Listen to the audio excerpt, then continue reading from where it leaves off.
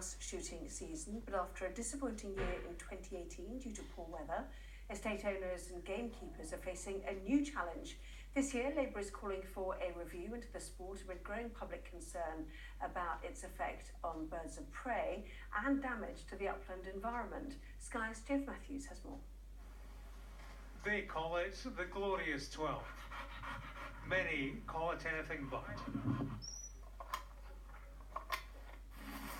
On this Scottish estate, this was the first shooting party on the first day of the grouse shooting season, with its first kill.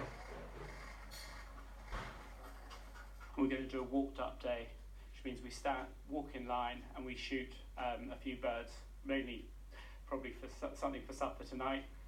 To those engaging in the practice, it's lucrative, legitimate hunting that aids land management and creates employment in rural areas that need it. Opponents call it cruel and damaging to the environment. We're talking about 700,000 birds that are being killed in a 4-month space just for sport.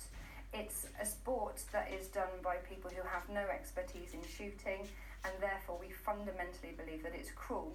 A Scottish Government review of grouse shooting is due to report soon. The Labour Party in London wants similar analysis south of the border, in light of what it calls extensive evidence that grouse moors are dried out ahead of the shoot, destroying animals and plant life, which interferes with the capture and storage of carbon dioxide emissions. Moors, it says, are also burned in preparation for the hunt, adding further greenhouse gases to the atmosphere. It's criticism well wide of the mark, according to the shooting fraternity. The moorland environment is hugely conserved and improved by grouse moor management because it does two things.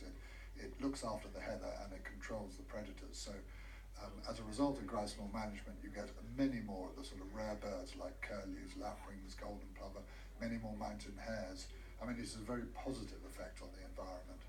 These images show damage done to snares and traps, set legally to catch predatory wildlife like foxes, stoats, weasels and crows. Estate owners say the acrimonious debate surrounding grouse shooting has led to an increase in vandalism on their land.